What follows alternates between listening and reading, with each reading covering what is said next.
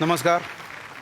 या अभिनयाच्या क्षेत्रामध्ये काम करायला सुरुवात केल्यानंतर नटांना हल्ली लगेचच प्रसिद्धी मिळते आणि त्यांना प्रसिद्धी मिळाली की त्यांच्या जाहीर मुलाखतींचे कार्यक्रम लगेचच सुरू होतात आणि त्या प्रत्येक मुलाखतीमध्ये मुलाखत घेणारी अत्यंत वेगळा म्हणून तोच एक घासून गुळगुळीत झालेला प्रश्न त्याला विचारत असतो की तुम्ही सिरियलमध्ये काम करता, सिनेमात काम करता, नाटकात काम करता, तर काय फरक असतो नक्की? मग आपला पुरेसा मूर्खपणा सिद्ध होईल अशी उत्तरं नोट देत असतो. पण खरंच जर विचार केला तर नाटकात, सिरियलमध्ये, सिनेमामध्ये काम करण्यामध्ये नक्की काय फरक असू शकतो याचं एक व्यवच्छेदक विश्लेषण जोशांची फळबाग याच्यामध्ये मी मांडण्याचा प्रयत्न करतोय. तर सिरियलमध्ये काम करणं हे सीताफळ खाण्यासारखं आहे. तुम्हाला असा प्रश्न पडला असेल की सीताफळ, अचानक सीताफळ खा, तर सीताफळ हे असं फळ आहे की बाहेरून जसं दिसतं तसं ते आतून अजिबात असत नाही. सीताफळ खायला कसलीही ठोस सिस्टीम नाही. जो तो आपापल्या पद्धतीनुसार, वकुबानुसार खातो. पण कसंही खाल्लं तरी सीताफळ खाताना बरबट होतेच होते. त्यामुळे ते चार चौघांमध्ये असं जाहीररित्या खाता येत नाही. सीताफळामध्ये खाण्यापेक्षा फेकण्याचा भाग 80% जास्त. त्याच्यामुळे सीताफळ खाऊन पोट भरत नाही. अशी 4 सीताफळं एकत्र दिली तरी पोट भरत नाही. ते एकमेव असं फळ आहे जे आयदर खात खात थुंकावं लागतं किंवा थुंकत थुंकत खावं लागतं. सीताफळाचा एकदा असा उत्कृष्ट, असा एक चविष्ट असा एक काळ येतो, पण कोणत्याही नटाला तो काळ म्हणजे कुठला हे कधीही ठरवता येत नाही. तो आधीच्या किंवा नंतरच्या अनुभवाच्या रेफरन्सनुसार ठरवतो. त्यामुळे सर्व फळांमध्ये तत्क्षणी खराब होणारे फळ आहे म्हणून त्याला कधीही हायजिनिक मानलं जात नाही. तर जाहिरातीत काम करणं हे केळं खाण्यासारखं आहे. केळं हे सोलायला अत्यंत सोपं आणि संपूर्णपणे खाऊन ते जिरवता येतं लगेच, पटकन, कमीत कमी वेळामध्ये जास्तीत जास्त प्रोटीन्स देणारं ते फळ आहे. केळी हे बारमाही उत्पादन आहे. सर्व जगामध्ये, सर्व ठिकाणी विपुल प्रमाणात केळी ही उगवत असतात. आणि केळाचं महत्त्वाचं वैशिष्ट्य म्हणजे केळं खायला कसलीही इलिजिबिलिटी लागत नाही. कुणीही केळं खाऊ शकतो. दुपारचं जेवण नसेल आणि हाताशी 4 केळी असतील तर जेवणाची भ्रांत नाही. पण तरी 2 वेळचं जेवत असताना एखादं केळं जरी खाल्लं तरी सेहत के लिए अच्छा रहता है. लोकांच्या चेहऱ्यावर जी काय तकाकी येते, असे जे काही उत्फुल्ल चेहरे दिसतात, त्यामुळं कमीत कमी वेळामध्ये पटकन एनर्जी देणारं ते असं फळ आहे.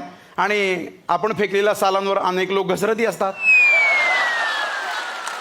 तसं सिनेमात काम करणं हे आंबा खाण्यासारखं आहे. मुळात आंबा हा, आंब्याच्या सगळ्या सुरुवातीपासूनच्या सगळ्या गोष्टी, त्याला एक ॲस्थेटिक सेन्स आहे. आंबा मस्त चिरला जातो, मग रस काढला जातो. आंब्याच्या जगातल्या कुठल्याही बाय प्रॉडक्टला समाजामध्ये उच्च स्थान आहे. मिल्कशेक घ्या, आंब्याच्या बर्फ्या घ्या, पोळ्या घ्या, लोणची घ्या, काहीही घ्या. आज घरी आमरस केलेला आहे म्हणून तू ये असं गाव जेवण आमरसाचं होत नाही. अत्यंत महत्त्वाच्या लोकांना आपल्याला जे महत्त्वाचे वाटतात त्यांना घेऊन आपण आमरस खात असतो.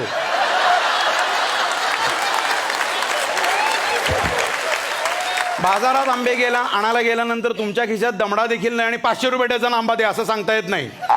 आंबा घेण्याची आधी ऐपत सिद्ध करावी लागते. आंबा खाल्ला की वजन वाढतं आणि असे खूप आंबे एका वेळेला खाल्ले की तोंडावर दिसतात. आंबा म्हणजे हापूस आंबा, मग त्याच्यानंतर पायरी, आणि हे आंबे झाले की लगेच प्रादेशिक भोजपुरी, माणकेशी, लंगडा वगैरे, रत्नागिरी अशा अनेक प्रादेशिक आंब्यांची पैदास बाजारात सुरू होते. मग सी ग्रेडचा सुद्धा चोकून खायचा आंबा असतो.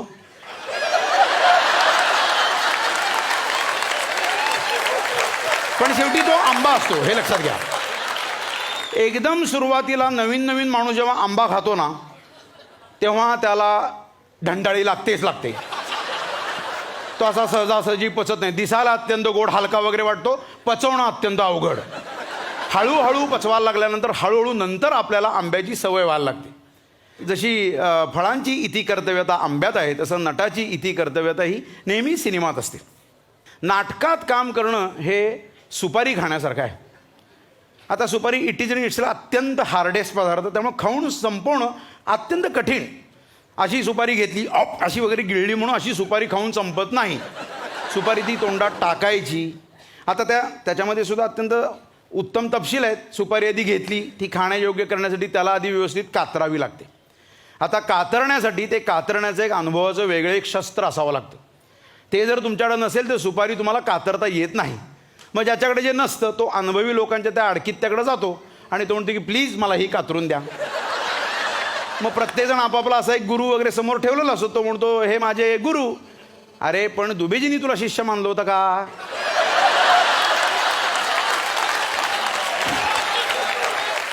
हे दुबेजी गेल्यामुळं आपल्याला कोणालाच काय सांगता येत नाही यातलं खरं काय आहे ते.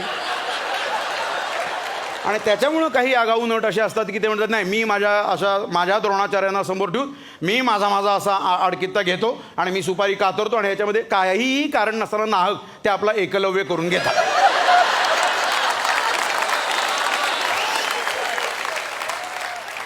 सुपारीचं सगळ्यात महत्त्वाचं वैशिष्ट्य म्हणजे सुपारी उगाच टांझानिया मिझोराम अशी उगवत नाही. परंपरा असलेल्या मातीमध्ये सुपारी उगवते.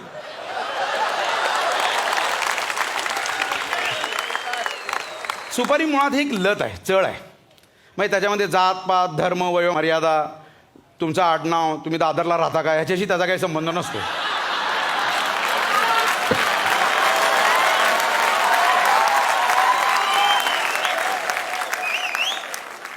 पण सुपारी खात असताना तुमच्या घशामध्ये अडकली, जीभ फाटली, घशाला लागली, हिरड्यांमधनं रक्त आलं तरी या वेदना समोरच्याला कधीही कळत नाही. त्या वेदना फक्त खाणारा, आणि तो खाणारा जो असतो अत्यंत आनंदानं हसत हसत खात असतो. त्यामुळे त्या वेदना समोरच्याला बघून कधी कळत नाहीत. त्यामुळे सुपारी अत्यंत हार्डेस्ट असं एक फळ आहे. नट हा ऊसासारखा आहे. बाजारातनं तुम्ही ऊस आणला आणि कोपऱ्यामध्ये असा ठेवला तर तसा प्रसंगी काठी आणि ऊसात काहीही फरक नसतो.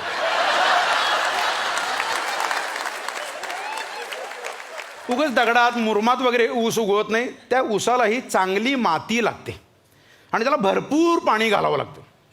आणि चांगलं पाणी असल्याशिवाय अजिबात चांगला ऊस उगवत नाही. आणि जोपर्यंत तो खाण्यायोग्य होत नाही तोपर्यंत त्याची इतकी काळजी घेतली जाते. आणि एकदा तो खाण्यायोग्य झाला की ताबडतोब त्याच्या पुढचा सगळा ऊसाबरोबरचा व्यवहार हा अत्यंत हिंस्र आणि हिंसक असतो. त्याला पहिला ती जमिनीनं उपटायचा, मग मनाचे शेंडे बुडके असे त्या कोयत्यानं वार करून घालवायचे, त्याला साफ करायचा. मग नंतर गाडीमध्ये कसाही भिरकवायचा. म्हणजे दौऱ्याला जाणाऱ्या नटा बसमध्ये जे जातात त्यांच्यात आणि ह्या बैलगाडीतल्या ऊसांशी काही त्याच्यामध्ये फरक नसतो. ऊसाचं सगळ्यात महत्त्वाचं वैशिष्ट्य म्हणजे बाजारामध्ये ऊसाला स्वतःची किंमत नाही. कारखानदार जो ठरविल तोच ऊसाला भाव. मग ऊस त्याच्यानंतर असा सोलायचा, त्याची खाणकं करायची, चरख्यात घालून पिळायचा. जास्तीत जास्त पिळल्याशिवाय रस निघत नाही आणि जास्तीत जास्त रस निघण्यासाठी त्याला पिळावंच लागतं.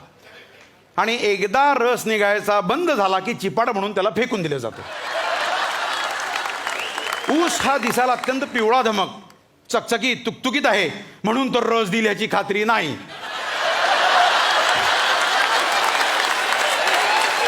रस देणारे ऊस हे वेगळेच असतात.